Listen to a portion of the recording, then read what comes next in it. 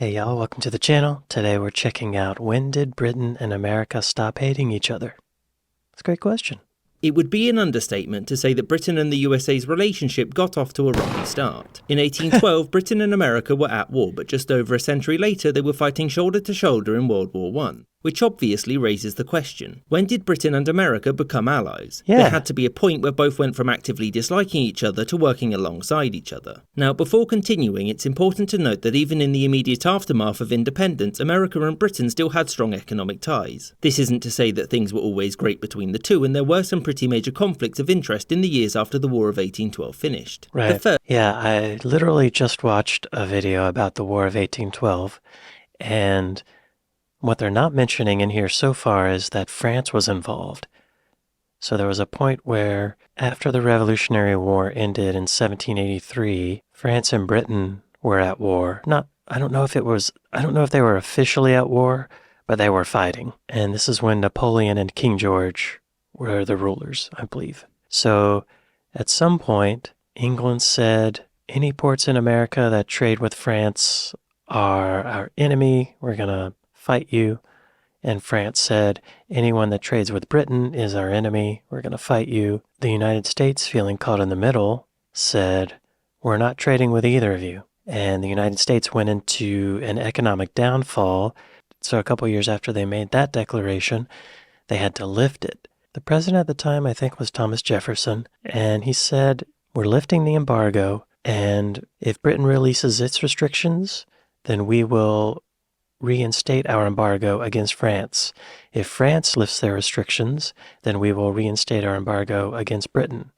So it's these three countries trying to play each other against one another, while at the same time, in the United States, the Native Americans were waiting in the wings. Britain started giving weapons to the Native Americans to fight off the Americans. So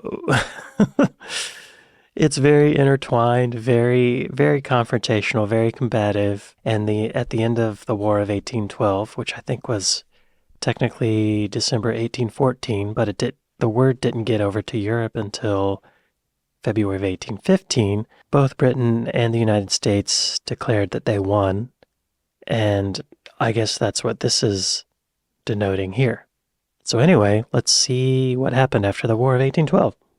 Between the two, and there were some pretty major conflicts of interest in the years after the War of 1812 finished. The first, and perhaps the most obvious, was the Monroe Doctrine, established in 1823. This was where the United States, by threat of military intervention, declared an end to any new European colonial adventures in the Americas. And for Britain, this was potentially a problem because it had economic interest in South America. In reality, though, it wasn't too much of a problem at all, because in 1833 it landed a force on the Falkland Islands and America did nothing. In 1842, the US did warn Britain against interference in Hawaii, which Britain did heed because America's international power was certainly growing. So the United States said to Europe, stop coming over here and establishing colonies, which is kind of lifting the ladder behind them, isn't it? But apparently the United States was not really able to enforce this because Britain colonized the Falkland Islands. And against interference in Hawaii, which Britain did heed because America's international power was certainly growing. And it was this fact that America was a rapidly growing great power whose interests could no longer be ignored, which would dominate Anglo-American relations for the following century. So the next major event which could have changed the Anglo-American dynamic was the American Civil War, which broke out in 1861. Britain had already abolished slavery at this point, and so you would think that it would have preferred the Union over the Confederacy. Right. But you'd be wrong. Now, Britain had no great affection for the Confederacy and its slaveholding practices. Its preferential treatment was purely economic, mostly due to cotton imports. Oh, cotton.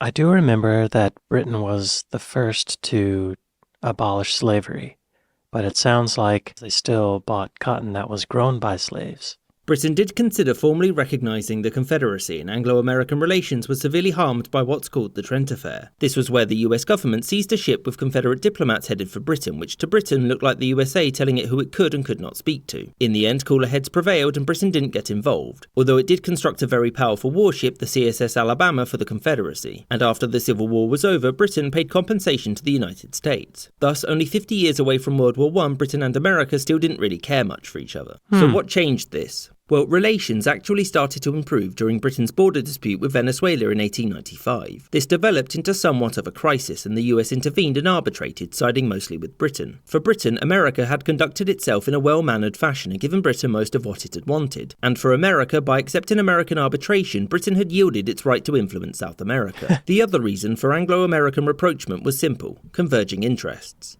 Okay, so the first thing was that America sided with Britain when Britain had an issue with Venezuela. The second thing, Britain said, oh, we like how you did that, so yeah, we're going to stop trying to colonize South America. America had emerged from its civil war a more centralized industrial power, and after its defeat of Spain in 1898, it possessed a global empire too. Did you say 1898? The Spanish-American War. I forgot about it. So suddenly the United States had a lot more territory. And for Britain, things were rapidly changing as well. Its empire and global position was being threatened by Russia and the newly formed Germany. Britain had long practiced a policy of isolationism with respect to the European powers, but since they too were industrialising, this had the potential to threaten Britain's position. Thus, her most natural ally seemed to be the United States, since it was half a world away and had its own sphere of influence, plus they spoke the same language and shared many values. I feel like the language is a big part of that. It has to be. It was at the turn of the 20th century under President Theodore Roosevelt that America and Britain really started to become friends, particularly with respect to one foreign policy stance. They didn't like Germany. Look how big Germany was back then. This agreement allowed for Britain to move its fleet away from its Caribbean colonies back to Britain to defend itself from Germany, while security in the Caribbean would fall to the US. After the First World War broke out, Germany's actions such as U-boat attacks on American shipping and the Zimmermann telegram, combined with the fact that if Britain and France lost the war, they wouldn't be able to pay their American loans back, assured US intervention on their side. And from that point onwards, both the US and UK were largely in the same camps, barring a couple of mishaps here and there. I hope you enjoyed this episode, and thank you. So really the thing that brought us together was Germany. The enemy of my enemy is my friend. The way I think of Britain now is, culturally, it's very similar to the United States, other than, a million little tiny differences. It's crazy to think, if I could go back in time to 1783, tell each side that, hey, you're going to be the best allies in 100 years. What do you think of that? They would probably not believe it. And it's crazy to think how the world might be different if the US and Britain were not allies. What if that grudge from the original formation of the United States just stayed at the top of the priorities of grudges? What if we were still holding on to that? I'm sure some people are, and I'm sure there's some contention about it, but for the most part, we accept it as something we forgive each other for. I'm thankful that we have sort of a cultural exchange. Both countries have horrible things in the past, but hopefully now we're moving towards an age of forgiveness. I don't think that's true, but I'm just hoping that we are. It is inspiring to think that some of the worst enemies in history could eventually become the greatest allies.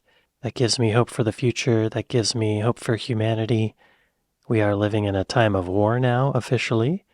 And hopefully, the two sides at war can one day come together and make things work. Anyway, really interesting video. It's a reminder of how complicated and messy history can be. Thank y'all for watching, and I'll see you next time. Later.